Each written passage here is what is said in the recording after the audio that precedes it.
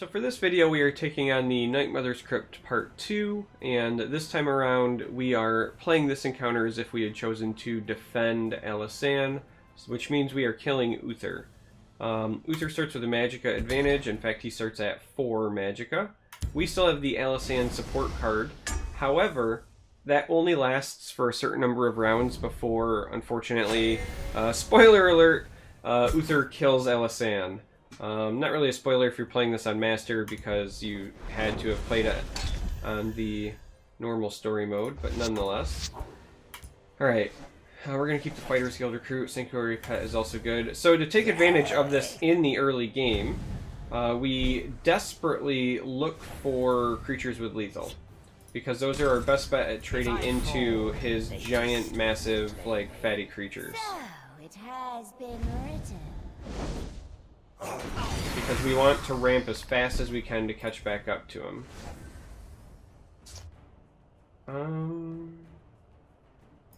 Yep, I think we go ahead and take that. And even though it's just a little 1-1, we're going to do that because, again, we want to take advantage of Alisanne as much as possible.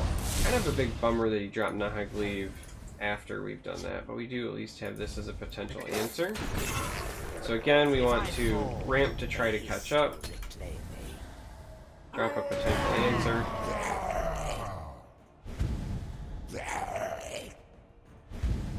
Alright, so he does have a fair number more cards.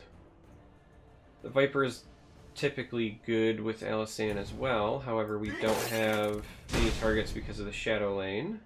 And we're still a turn off of Dawn's Wrath, so we're going to take some damage here. Not much we can really do about it. Perhaps we'll get lucky and play another high priority threat here that we can Wrath. Like Volkir Lord. Volkahar Lord? My apologies. I mispronounced that. But yeah, we are absolutely just going to blow that up. And this is, again, where when he hits 10, that's his turn. He just kills Alisanne. There is no dodging it. You will die for betraying me. So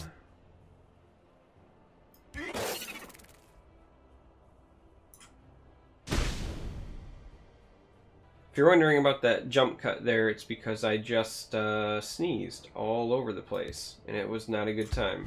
So, we're going to go ahead and play Nimble Ally and Astrid, and this works out pretty well for us. You lose your Magicka advantage after Alisanne dies, so everything that we did to try to catch up is gone. Would like to say hello. But the Astrid play can potentially get us some completed contracts, which is another way to kind of ramp us back into where we want to be. Which is pretty good for us.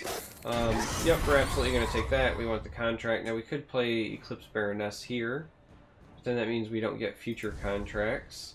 The other option is instead Knight of the Hour here, because unless he has something from hand, he can't take any of these out directly, so it doesn't really let us do anything else for the turn, but getting these contracts is pretty important, at least in my opinion, and it does also set up potential finish off on that if we want to save some of the lethal activations. We do also, if she remains here, have Territorial Viper that we can run into things, and it does look like that's going to end up being our turn.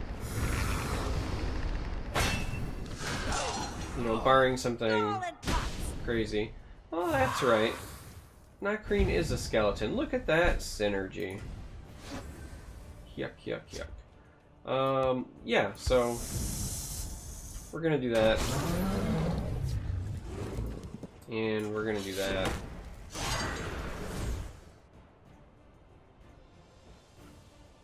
The void And awaits that. you. The forest is ours. And we'll draw a card. Now, we could triple contract that. I mean, we are at the point now with the Baronesses that we can play them from hand, so there's kind of no reason to not play it. And I do like the idea of having a lethal in both lanes because Uther does run Iron Atronach. And you don't want that to sneak up on you, and we don't have any finish off effects. So, I think it's probably worth the gamble to try to develop that over there. With me.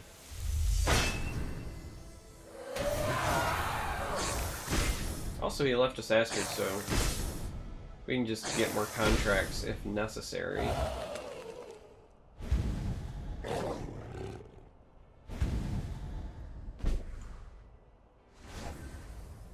Alright, so there's a leaf lurker. I think we just see what this draws us before we decide on what we're gonna do. Let's go then. My time is precious. We can play this ahead of time because we're not gonna crack a rune anytime soon. Uther does start at 50 health as well, which is not exactly irrelevant. Just give Go me ahead an and put that there, because if he takes this trade, then that'll give us another contract. I got a feeling that our poor The Astrid boy here is going to bite awaits it, and we got no real way to save her. I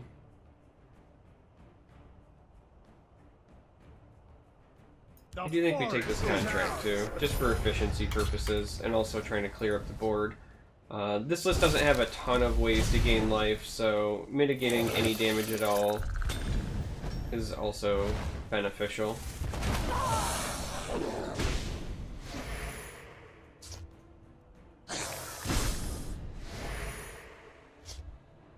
I draw power from these trees. Alright, so we are down to 10, but we have a lot of things going for us at the moment. We're going to take this trade for sure.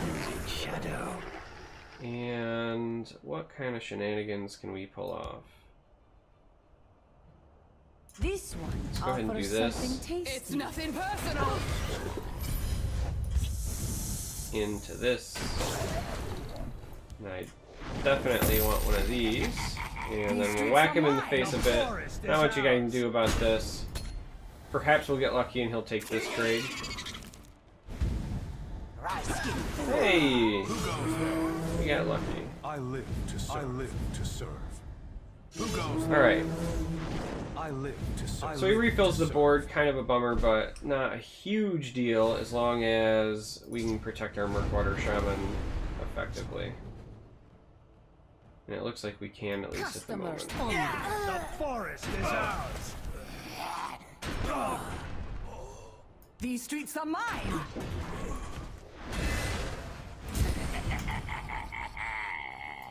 Whoops. Forest is my cloak.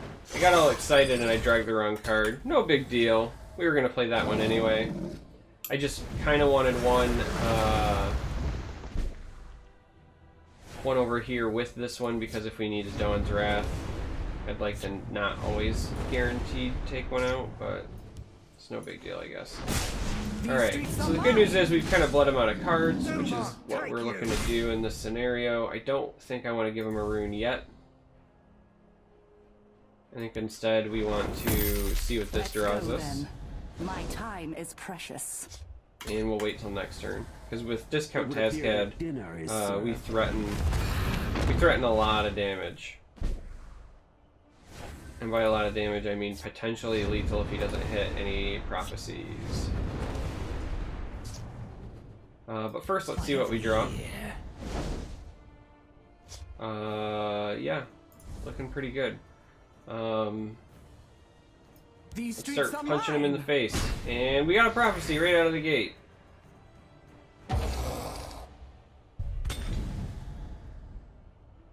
Alright, Mummy is annoying.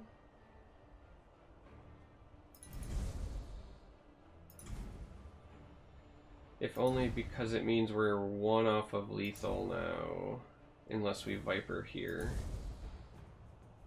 I guess we can sacrifice this to get the Viper in. I think I want to save the lethal on the Viper though, so I'm actually going to double curse here. Sacrifice this. And let's continue to pressure. The forest is ours.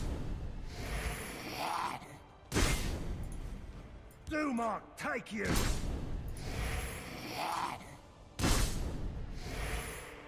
Oh, so sadly, we because of the Viper, we cannot Tascad. I can taste you. The good news is that this list, barring like the ice spikes, doesn't have a way to burst 10 damage, so we're entirely fine. Just a bit of a bummer that we were one off. Don't even need to play Pack Daddy. I feel cheated that we didn't do it before, but there you have it. That's basically it. It's a control monk list. You got to use your lethal guys early. They will play large threats, so if you don't have some of your cheap lethal guys to take them out, you're going to struggle. Just keep fighting for the board. I mean, if you can get free damage in the beginning, it's not a huge deal because he starts at 50 life, so you don't have to worry about breaking runes, but it doesn't need to be a focal point.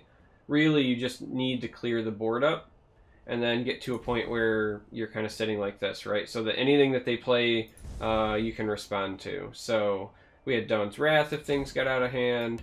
We had stuff like this. Like, again, we got this in the bag, but this is for demonstration purposes, right? So you can do that.